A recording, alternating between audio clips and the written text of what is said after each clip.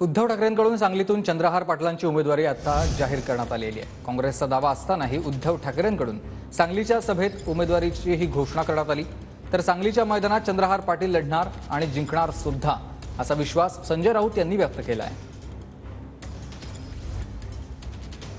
चंद्रहारची उमेदवारी आज जाहीर करतोय। शिवसेनेच्या मशालीवरती चंद्रहार जाणार तिकडे निवडून।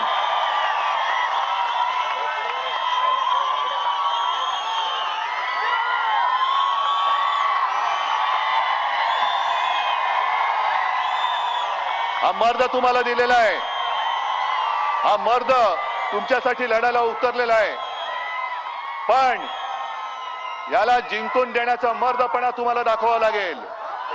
सांगलीकरांना सांगावं लागेल की आम्ही पण मर्द आहोत। इथे कोण लढणार? या मैदानात चंद्रहारच लढणार, चंद्रहारच जिंकणार। आणि हा महाराष्ट्र डबल केसरी त्याची विजयाची गदा घेऊन एका हातात